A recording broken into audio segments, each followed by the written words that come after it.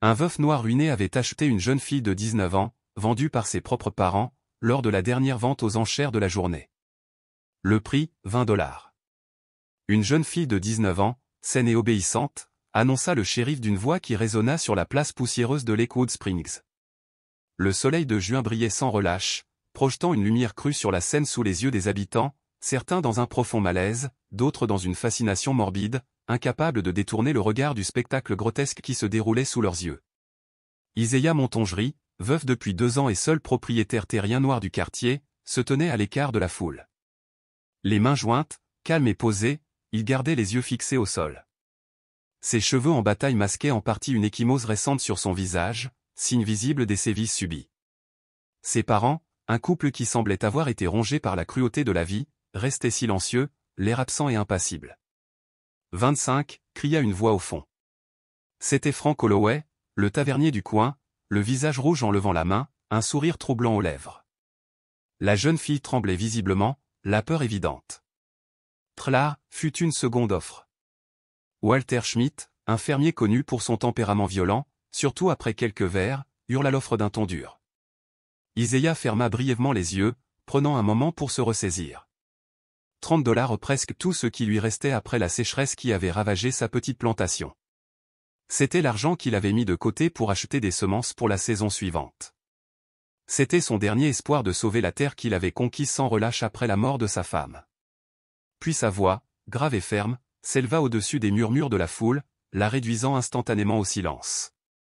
Un profond silence s'installa sur la place. Des dizaines de regards se tournèrent vers lui, emplis d'un mélange de stupeur et d'indignation à peine contenue. Le père de la jeune fille plissa les yeux, une expression tordue de mépris et d'avidité tirant ses traits. « Je ne confierai pas ma fille à un homme comme ça », déclara fermement Isaiah en s'avançant vers le centre de la petite estrade. Le shérif s'éclaircit la gorge, mal à l'aise, visiblement perturbé par le défi. « Monsieur Montgomery, je ne pense pas, dit-il d'une voix tremblante. La loi, rétorqua Isaiah sans quitter des yeux le spectateur, stipule que tout homme libre peut participer à une vente aux enchères publiques. Il marqua une pause, ses paroles posées. À moins que vous ne préfériez expliquer à un juge fédéral pourquoi vous avez refusé la meilleure offre. Pour la première fois depuis le début de la vente, la jeune femme leva les yeux. Son regard croisa le sien, fugace mais intense, empli de résignation, sa jeunesse accablée par une fatigue bien supérieure à son âge. 70 $, une fois, déclara le shérif à contre-cœur. Un échange de regards eut lieu entre Holloway et Schmidt, mais aucune autre offre ne suivit. Vendu, annonça le shérif d'un coup de marteau sec. La foule s'éleva en un murmure d'incrédulité. Alors qu'Isaiah s'approchait pour payer, une vague de souvenirs le submergea aux ceux de sa défunte épouse, humiliée sur cette même place des années auparavant lorsqu'ils avaient tenté de les chasser de la ville. La simple tombe où elle avait été enterrée 2 hivers plus tôt, victime d'une pneumonie qu'aucun médecin local n'avait voulu soigner. La solitude accablante de leur petite cabane depuis lors. La jeune fille hésita en descendant du quai. Isaiah remarqua ses bras meurtris, témoins de la vie difficile qu'elle avait endurée. Elle garda les yeux baissés, comme si elle savait instinctivement que lever les yeux pourrait entraîner une punition. « Comment t'appelles-tu » demanda-t-il doucement, gardant une distance respectueuse. « Sarah » murmura-t-elle d'une voix à peine audible. « Sarah Collins. »« Sarah Collins » répéta doucement Isaiah. « Je m'appelle Isaiah Montgomery. »« Je sais qui tu es » répondit-elle à sa grande surprise.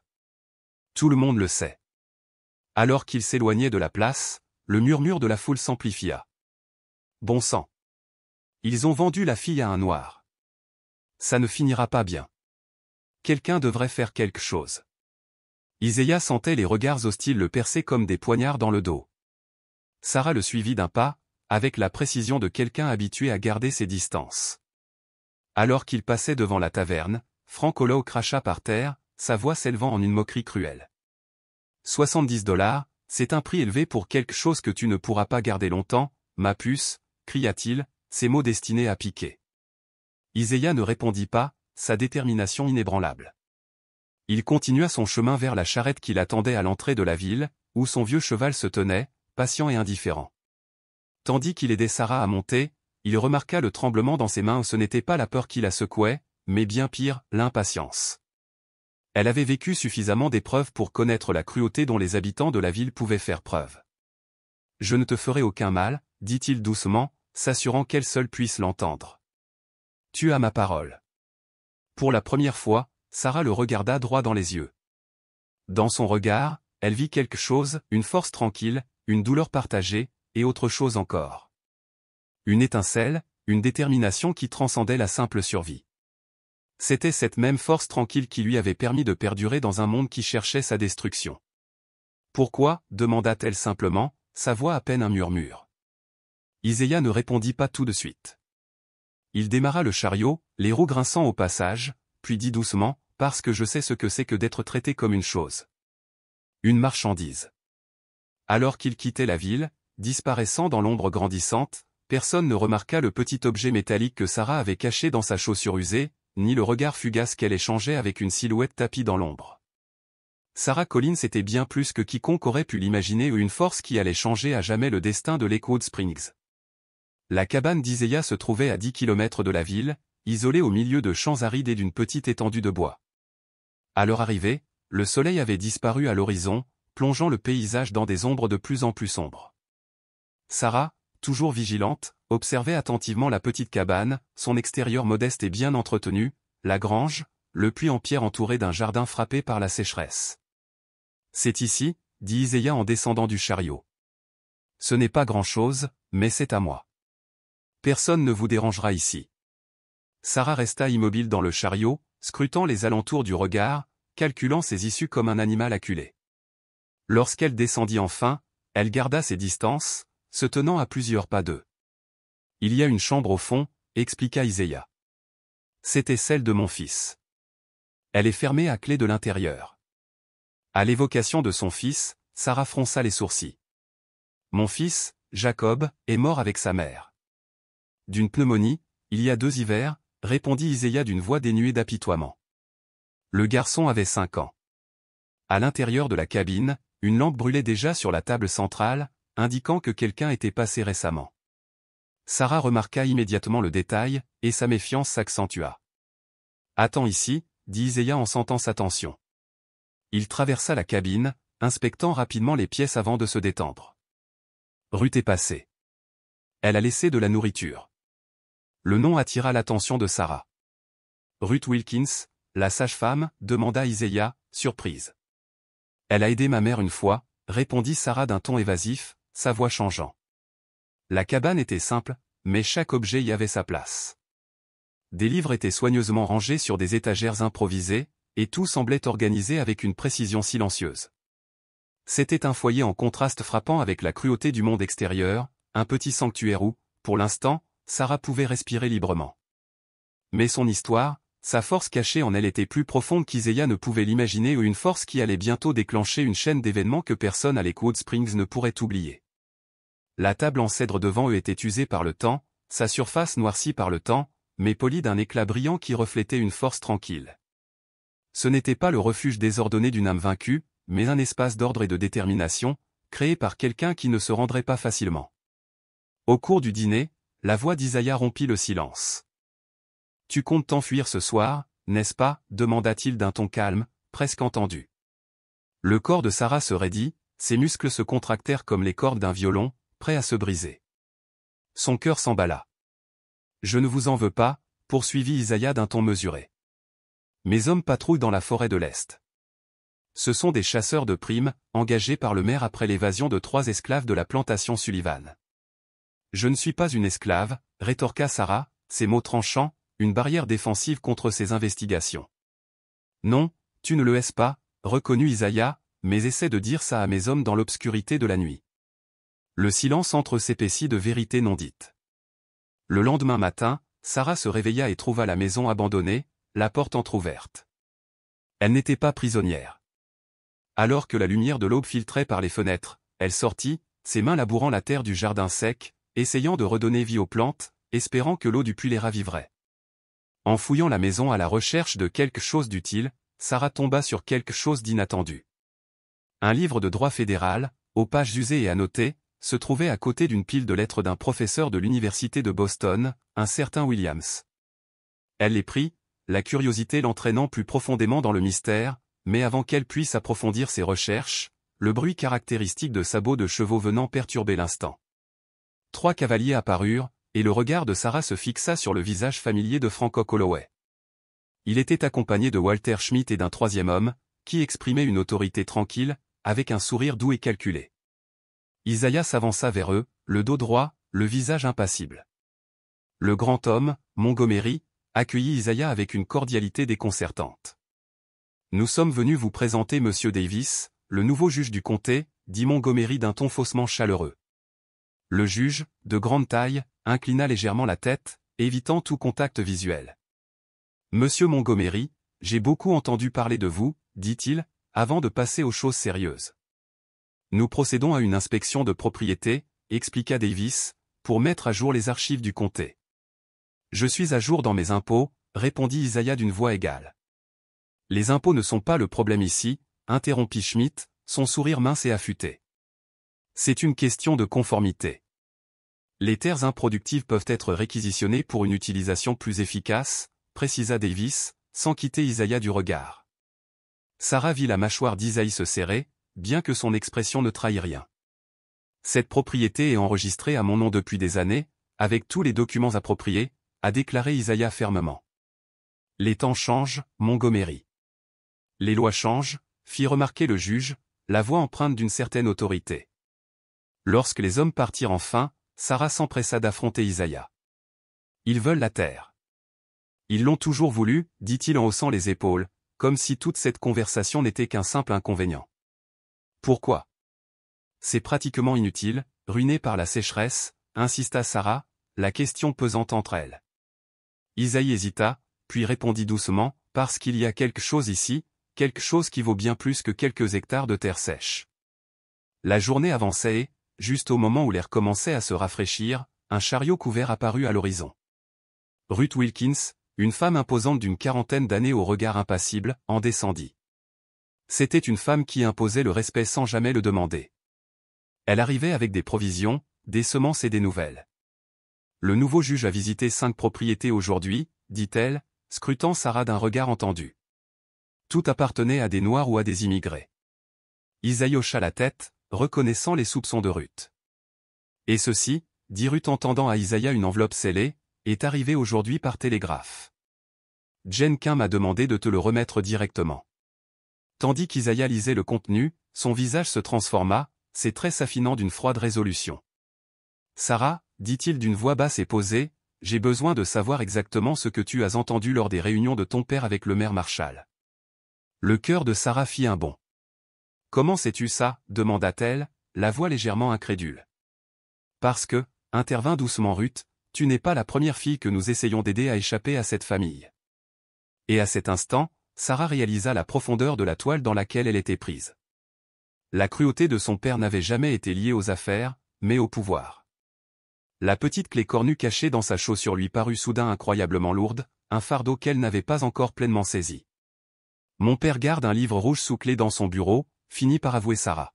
« Il est rempli de documents, noms, dates, paiements. Le maire Marshall prépare un projet d'envergure, impliquant le juge d'avis et des terres le long de la rivière. » Isaiah et Ruth échangèrent un regard, comprenant la gravité de ses paroles. « Est-ce pour cela que ton père était prêt à te vendre aux enchères si publiquement ?» demanda Ruth d'une voix douce.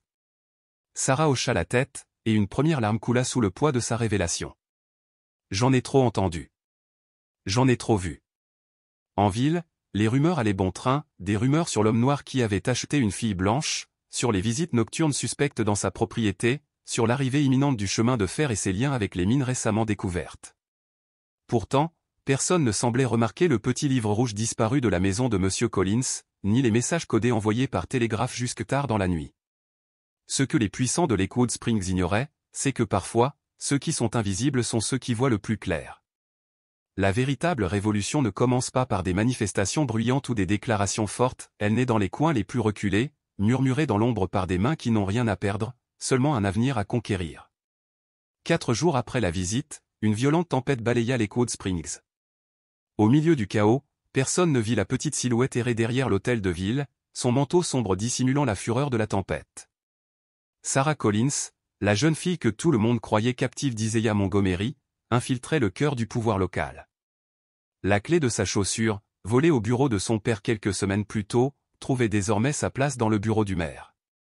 Au même moment, Isaiah Montgomery entrait dans le bureau du télégraphe, trempé jusqu'aux os. Jenkins, l'opératrice, empreinte d'une sympathie tacite pour les exclus, acquiesça doucement. La ligne est ouverte vers Boston, dit-il doucement, laissant Isaiah seul avec le télégraphe. Le lendemain matin, le soleil brillait sans relâche, aveuglant la ville. Le maire Marshall, le juge d'avis et 3 riches fermiers se retrouvèrent à la taverne, visiblement inquiets. Comena a disparu, siffla le maire, le visage décoloré. Les documents ne disparaissent pas comme ça. Le bureau était fermé à clé, murmura le juge nerveusement en tirant sur sa cravate. Personne d'autre n'avait la clé. Franquet se servit une autre tournée de whisky. J'ai toujours su que ce type allait causer des ennuis. Impossible, railla Marshall. Il n'a pas pu entrer dans la mairie sans se faire remarquer. Ce qu'ils ignoraient, c'est qu'à cet instant précis, 6 exemplaires des documents volés étaient affichés aux entrées de l'église, du marché et de la mairie. Ruth Wilkins, avec le calme de quelqu'un vaquant à ses occupations quotidiennes, collait méthodiquement les papiers révélant le complot. Les documents détaillaient un plan d'expropriation de terrain critique avant l'annonce de la construction du chemin de fer. Lorsque les cloches de l'église sonnèrent à 10 heures, un train spécial entra dans la petite gare. 3 hommes impeccablement vêtus en descendirent, un représentant du Continental Railroad, un fonctionnaire fédéral du département des terres et un journaliste du Boston Globe. Ils furent accueillis par Isaiah, qui les conduisit vers la foule rassemblée devant les tracts. Les murmures s'intensifièrent tandis que les citoyens lisaient les preuves accablantes et la corruption révélée dans le livre rouge de Collins. « C'est un faux !» cria le maire Marshall en entrant dans la taverne. « Des mensonges inventés de toutes pièces, y compris votre signature sur chaque page, monsieur le maire, » répondit le représentant fédéral d'un ton calme mais ferme.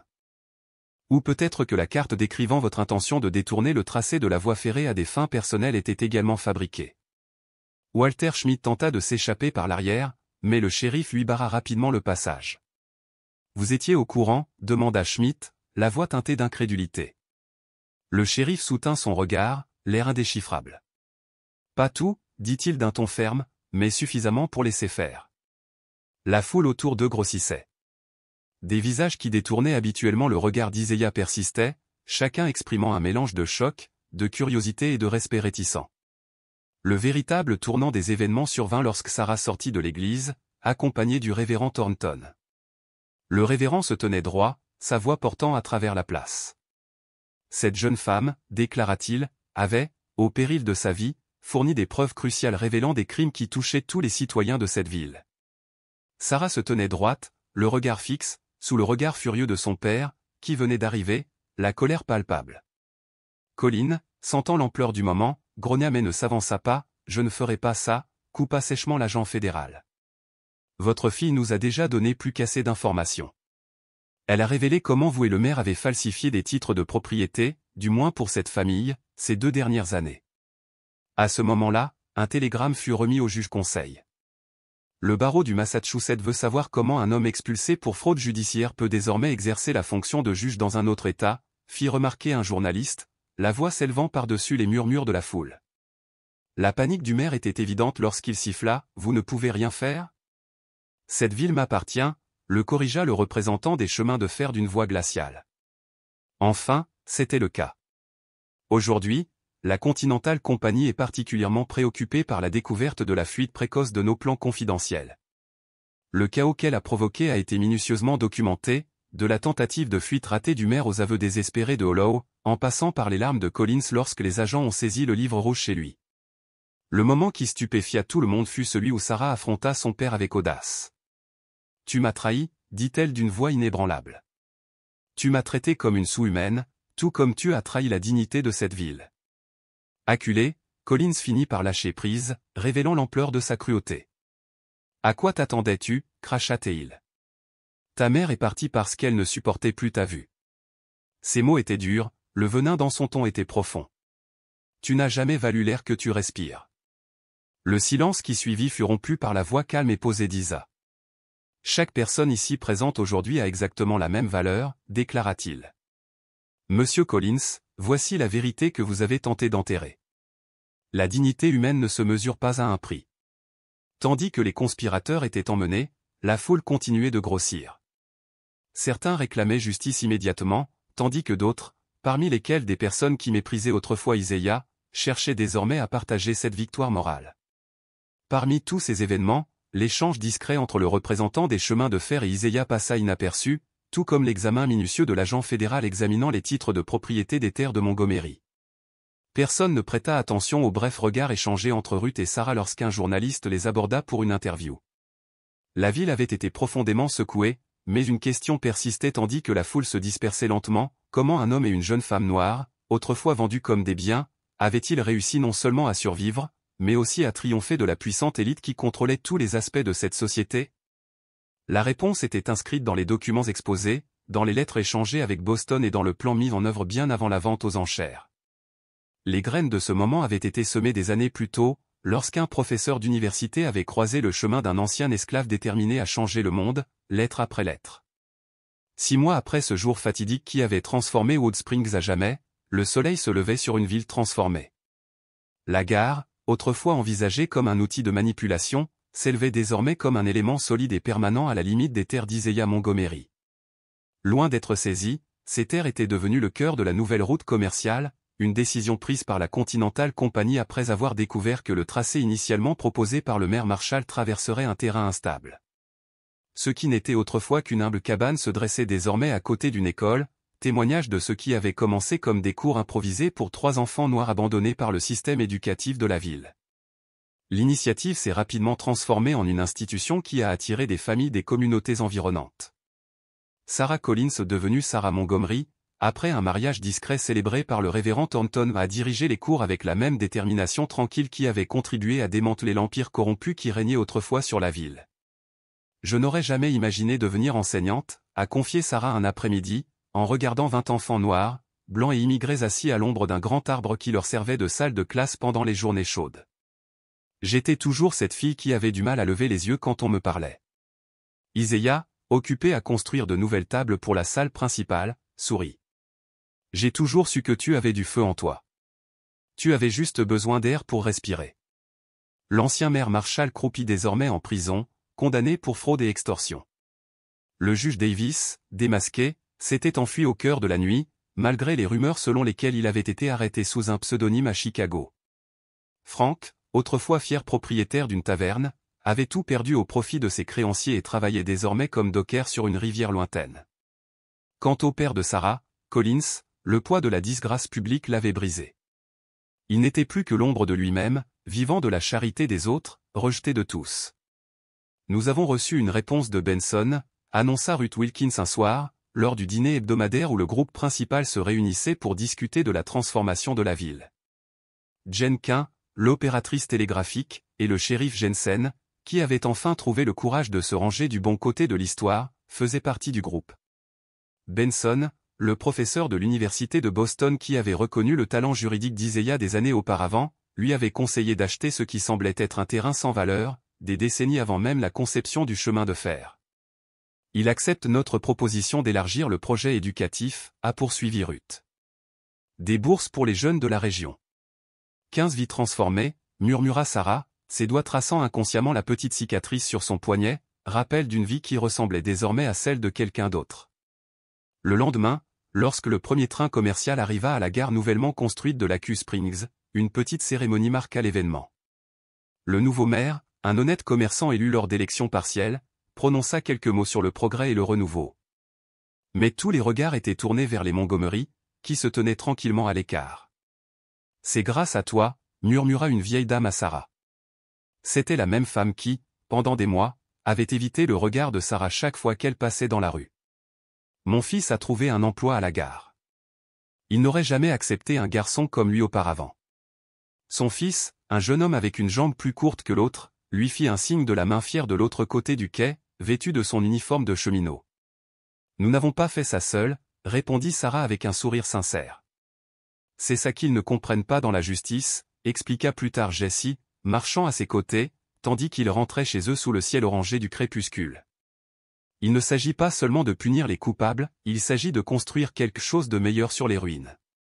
Sarah s'arrêta, contemplant la ville qui s'étendait en contrebas, les lumières commençant à scintiller aux fenêtres tandis que le jour cédait la place au crépuscule. Quand j'étais sur ce quai, vendue comme une bête, je ne voulais que me venger, dit-elle doucement. Je voulais que tout le monde souffre comme j'avais souffert. Iséia hocha la tête, comprenant sa douleur. Maintenant, je comprends que la vraie liberté ne se résume pas à briser des chaînes, dit-il. Il s'agit de créer un lieu où chacun peut s'asseoir à la même table. Elle regarda l'homme qui avait tout risqué pour elle, non par pitié, mais par un profond sens de la justice. Ils ont essayé de nous convaincre que nous ne valions rien, dit-elle doucement. Que je n'étais qu'une marchandise et que tu n'étais qu'un intrus sur cette terre. Mais nous avons fini par prouver que notre valeur n'était jamais à vendre, ajouta Iséia. Au loin, les tours de la gare se dressaient fièrement sur le soleil couchant, symbole d'une économie désormais bénéfique à tous, et non plus seulement à une minorité de puissants. Dans les salles de classe, cartes et livres promettaient un avenir qui semblait inimaginable quelques mois auparavant. Et à la mairie, autrefois lieu de complot corrompu, un nouveau conseil municipal diversifié se réunissait désormais chaque semaine pour discuter des moyens d'améliorer la vie de tous.